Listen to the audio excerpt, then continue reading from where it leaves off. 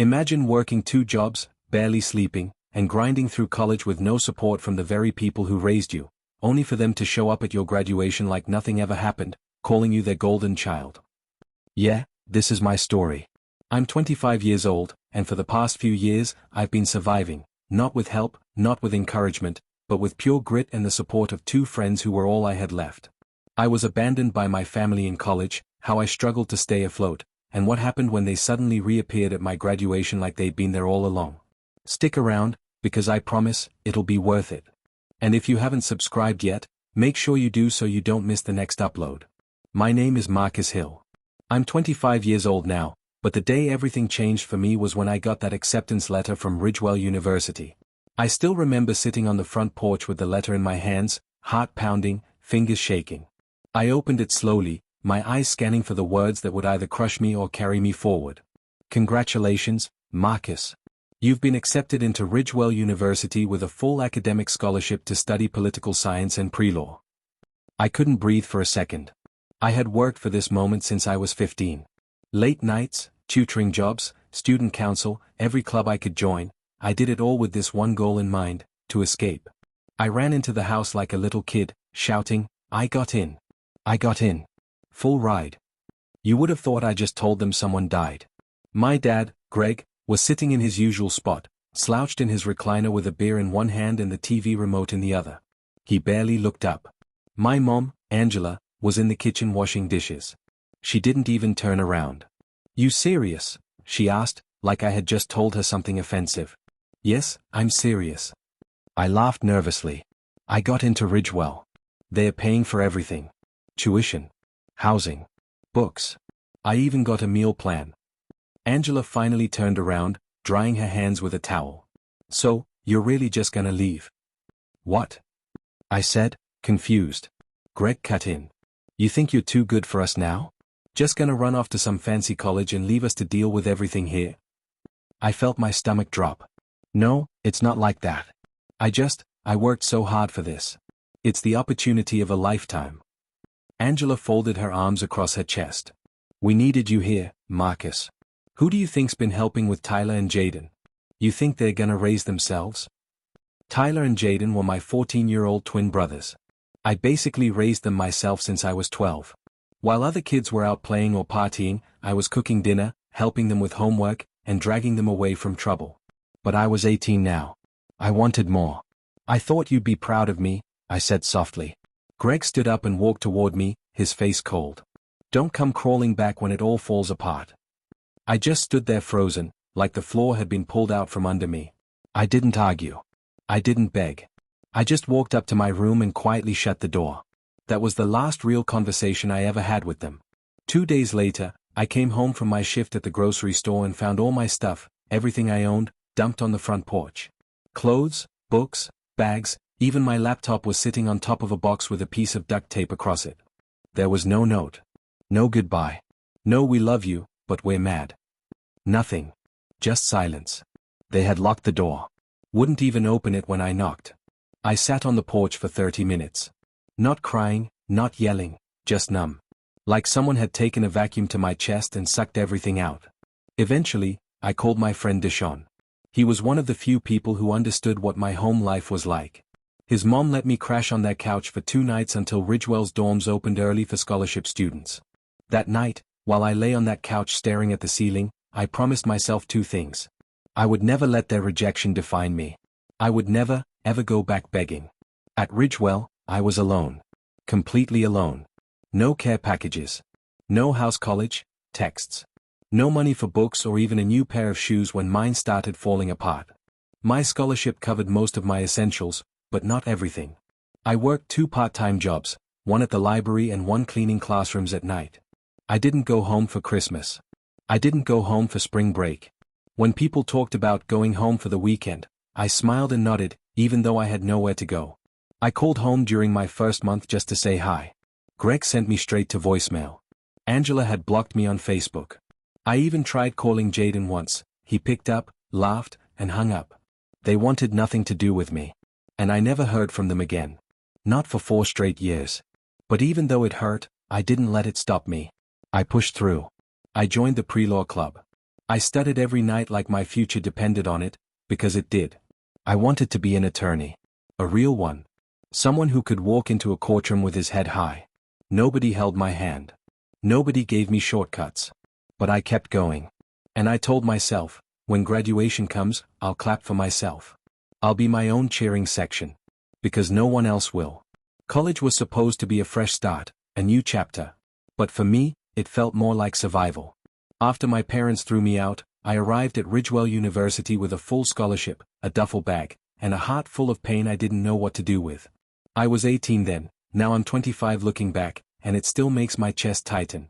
I was majoring in political science with a pre-law track, hoping to become an attorney someday.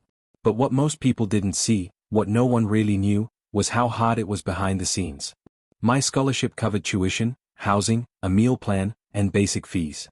But everything else? That was on me. To survive, I worked 2 part-time jobs, one at the campus library during the day, and one as a janitor cleaning classrooms at night. Some days, I was up at 5 a.m., wiping down desks before class, and then didn't get back to my dorm until after midnight. I averaged 2 to 3 hours of sleep most nights. That was it. I'd leave my night shift, head back to my dorm, wash my face with cold water just to stay awake, then open my laptop and study until the sun came up. I couldn't afford to fall behind. If I lost my scholarship, I'd be homeless. That pressure, it felt like a weight on my chest every single day. But the worst part? I couldn't call home. Not once. No hey, I'm proud of you. Keep going, son, or we miss you. I never even got a text. Every time I walked past someone talking to their mom on the phone or laughing with their dad on FaceTime, it felt like someone was sticking a knife in my chest. My classmates would say things like, my mom just sent me a care package, or my dad booked my flight home for the break. And I'd smile politely while my stomach twisted. Because the truth was, I hadn't heard my mom's voice in over a year. And my dad, he'd blocked my number. I was on my own. I wasn't completely alone though. I had 2 friends, Deshaun and Julius, who got me through those years. We met during orientation week and stuck together like glue. They had rough backgrounds too. Deshaun was raised by his grandma after his mom got locked up, and Julius's parents split when he was young and barely stayed in touch. But even they still got birthday calls. Holiday texts. Someone to check on them when they were sick. Me? Nothing. There were nights I'd sit in the common room with them, pretending to study, but I'd be holding back tears. Sometimes, they'd notice. You good, bro? Deshaun would ask. I'd nod and say, yeah, just tired. But inside, I felt empty. They were the only ones who ever saw me break. Julius once caught me staring at my phone screen during Thanksgiving break, hoping I'd get a message from Angela or Greg. Anything.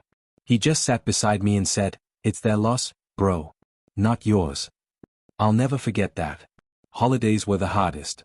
Most of my classmates would go home to their families during Thanksgiving, Christmas, spring break, or even just the long weekends. The campus would get quiet. Dorms would empty out. The lights in the hallways would go dim. But me?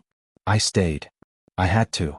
I used the breaks to cover extra shifts, pick up someone else's hours, and save whatever I could for books, toiletries, bus rides, and emergencies. I remember one Christmas Eve, I was 19, working in the library by myself while it snowed outside. Everyone was gone. There was this little Christmas playlist playing through the speakers. I sat there wiping down tables, listening to Silent Night, and feeling like I didn't belong to anyone. That night, I broke down. Quietly, in the back corner of the library. No one was there to hear me cry. I didn't even have money for a Christmas meal, so I made a sandwich from the last 2 slices of bread in my dorm fridge and told myself I was okay. But I wasn't.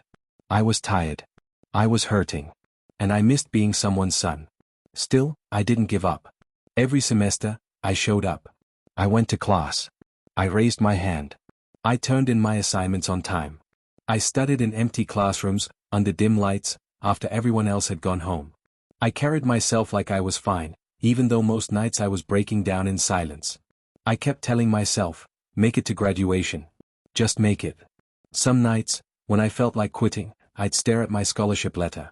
I kept it folded in my drawer, next to my notebooks. I'd read the first line again and again. We are proud to offer Marcus Hill a full academic scholarship for his excellence, leadership, and potential. That sentence saved me more times than I can count. I became known on campus as the quiet guy who worked hard, stayed out of trouble, and always helped others study.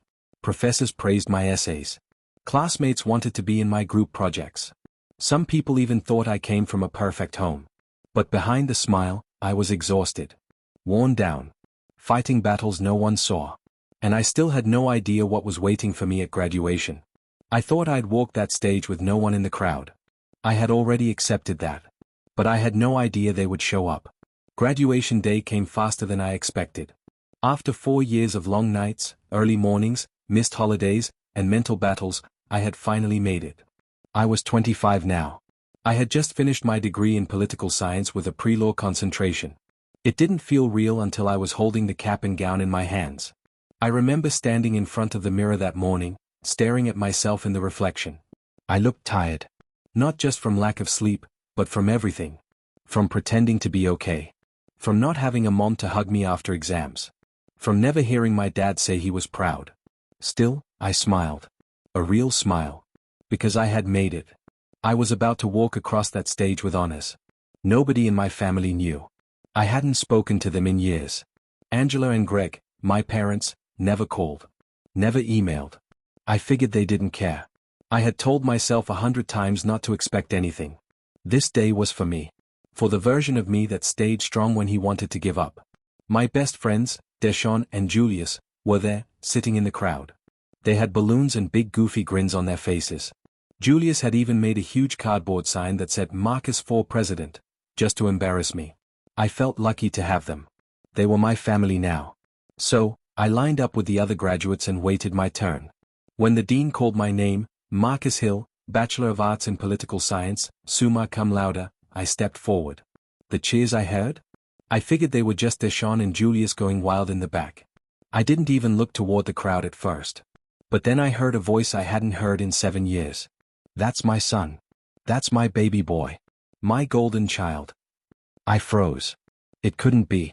I looked up, and there they were. Angela. Greg.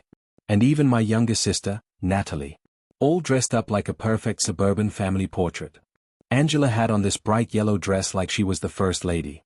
Greg was clapping with both hands above his head like he was at a football game. And Natalie? She was holding up her phone, recording me like she'd been there all along. I just stood there, stunned. I forgot to smile for the camera. I forgot to shake the dean's hand. I just walked across that stage in a daze, wondering if I was dreaming. They were really here. The same people who kicked me out of the house the day I turned 18. The same people who said I was a disappointment. Who never once picked up the phone in 4 years. Who didn't send $1 or a word of encouragement. Now they were calling me their golden child, like we were some kind of tight-knit family. After the ceremony, I tried to disappear. I didn't want a scene. I didn't want fake hugs. I didn't want to cry in public. But they found me. Angela came running up first, arms wide like she had just watched me take home an Olympic medal. My baby boy, she shouted, grabbing my face like I was 6 years old again. I didn't say anything. I couldn't. Greg followed right behind her. Man, you did it, Marcus. I knew you would. Always told your mom you had it in you. I looked him dead in the eye and said, "You blocked my number, Greg." That wiped the smile off his face real quick. But Angela jumped in before things could get awkward. "We didn't want to distract you. We knew you were busy with school. We followed everything on Facebook. Your name was on the dean's list every semester. You're our star." My jaw clenched. I wanted to scream. To ask why they threw me away. To ask where they were when I was eating peanut butter for dinner and crying into my pillow on Christmas Eve. But I didn't say anything. I just let her talk. They handed me a card, bright blue, covered in glitter, and said, "Open it. Open it." Inside was a check for $500. I almost laughed. Not because I didn't appreciate the money, but because they thought that fixed anything. Greg clapped me on the back and said, "You know, now that you're a college graduate, it's time to come home. We were thinking of having a big barbecue in your honor." Home? What home? The house they kicked me out of? The family that forgot me? Angela reached for my hand again. "We're just so proud of you. You're the golden child now." I stepped back. "I'm not your golden child," I said, calmly but clearly. "I'm the son you abandoned. I'm the one who needed you when I had nothing. But I did this without you. This day belongs to me, and my real family." I turned and pointed to Deshaun and Julius, who were standing a few feet away watching the whole thing unfold. They were there when I cried. They helped me when I had nowhere to go. They're my brothers. Not you. Angela looked stunned. Greg opened his mouth to argue, but I didn't give him the chance. I walked away. Not out of anger. Out of peace. Because I finally realized I didn't need them to be proud of me. I was proud of myself. That night after graduation, I sat alone in my new apartment, just a small one-bedroom spot near downtown. It was quiet. No celebration. No cake. No family dinner. Just me, a microwave dinner, and a worn-out college hoodie I'd had since freshman year. I should have been happy. I had every reason to be. I had walked across that stage, earned my degree, and spoken my truth. But still, I felt it. That ache in your chest when something's missing. No matter how much I told myself I was fine, part of me wanted to believe they showed up because they changed. That maybe, just maybe, they finally saw me. Maybe the years of silence were over. But as I sat there replaying everything they said, the fake smiles, the golden child nickname, the check they handed me like a prize, I knew deep down it wasn't real. They didn't show up for me. They showed up for the picture. They wanted the perfect story. The look at our son, the college graduate story. But the story of how I got there? The nights I cried, the shifts I pulled, the meals I skipped, the loneliness? That wasn't part of their version. That part was inconvenient. Still, I felt guilty. Angela had tears in her eyes when I walked away. Greg looked like he didn't even know how to react. And Natalie, well, she just stood there awkwardly holding her phone like she didn't know whether to hug me or record me. I had a knot in my stomach. Maybe I was too harsh. Maybe I could have given them a chance. Then, my phone rang. It was Greg. I almost didn't answer, but something told me I needed to hear him out. "Marcus," he said, his voice low and tired. "Son, just come home. Your mom hasn't stopped crying since we got back to the hotel." I didn't say anything. "You made your point," he continued. "We weren't there. I admit that. We should have been. But we're trying now. Doesn't that count for something?" I took a deep breath. "I'm not trying to hurt you," I said softly. "But I'm not coming back." There was silence on the other end. "I'm not abandoning you as a family," I said. "But you taught me how to live without you. So, you have to keep living without me." "Marcus, please," he started. "No," I cut in. "You had 4 years to be my father. You chose not to. I don't hate you. I just don't need you anymore." He was quiet for a long time. Then he simply said, "Okay," and hung up. And that was it. I sat there staring at the phone, waiting for the guilt to come rushing back. But it didn't. Instead, I felt calm. I meant every word. I wasn't being cruel. I was setting myself free.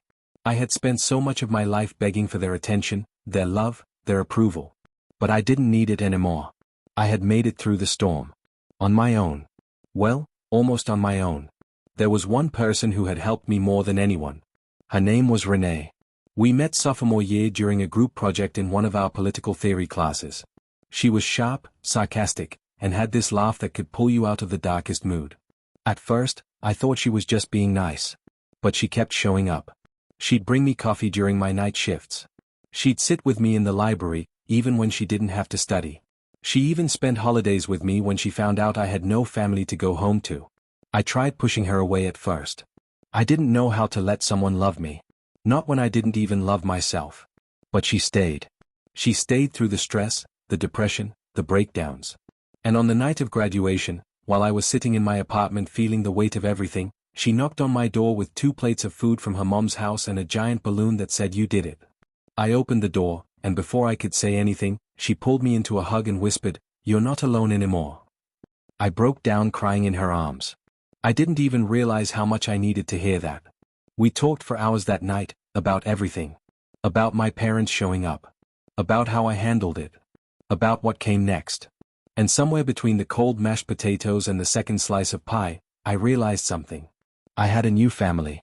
Not the one I was born into. But the one I chose. The one that chose me back. Renee and I moved in together 2 months later. It wasn't fancy. We had secondhand furniture, mismatched dishes, and a couch that squeaked every time we sat on it. But it felt like home. Every morning, I woke up next to someone who loved me. Who saw me. Who never once made me feel like I had to earn her care. I started applying for law schools. Renee was finishing her degree in sociology. We built our life slowly, brick by brick. No silver spoons. No shortcuts. Just love, patience, and mutual respect. I never heard from Angela or Greg again. Natalie sent me a message once, just a simple "I'm sorry for everything," but I didn't respond. Maybe one day I will. But not yet. Because for the first time in my life, I'm not chasing anyone. I'm not begging to be loved. I'm not proving my worth to people who chose to forget me.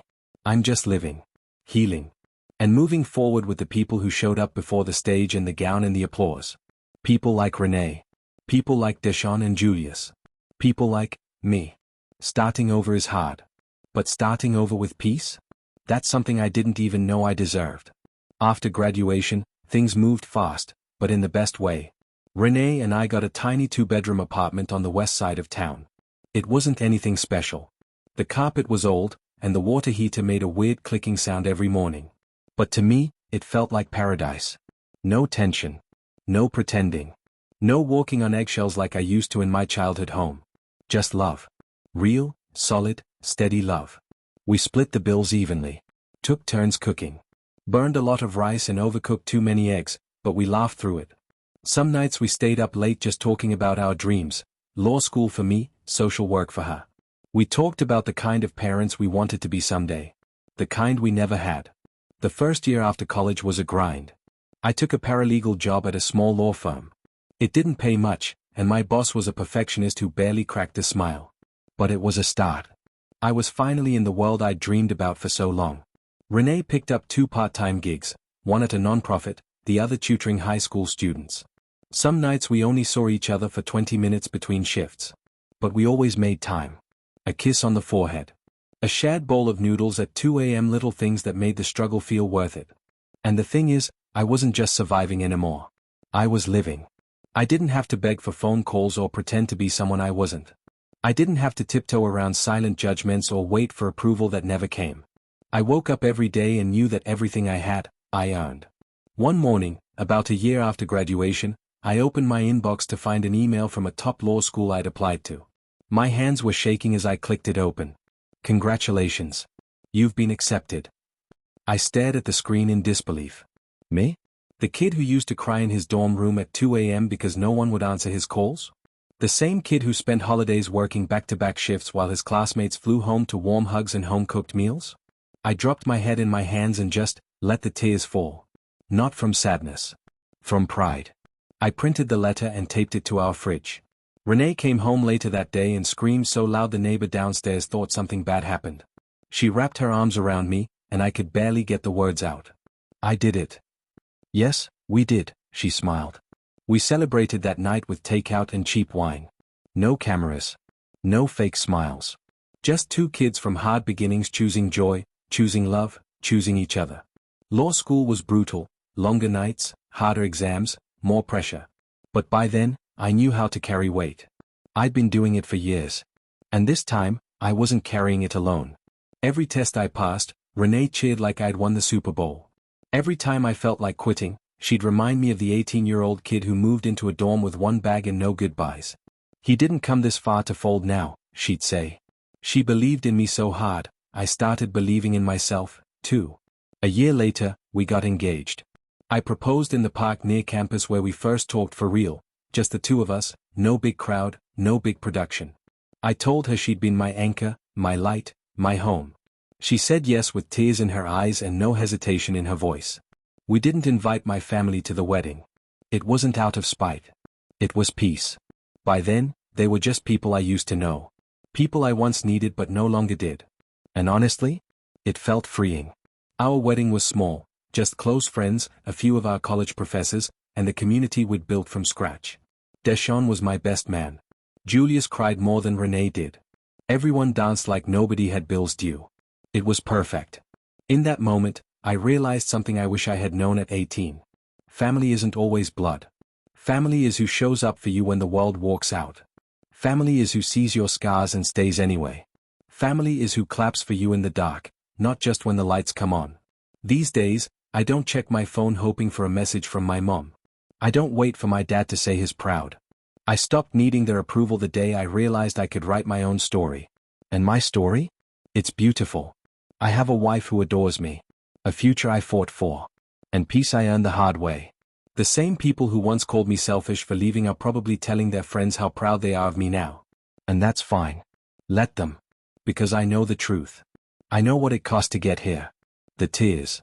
The nights I wanted to quit. The silence that cut deeper than words. But I made it. Not because of them. But in spite of them. And I'm proud of that. And I'm not angry. Just whole. This is the life I built from scratch. Thanks for watching my story.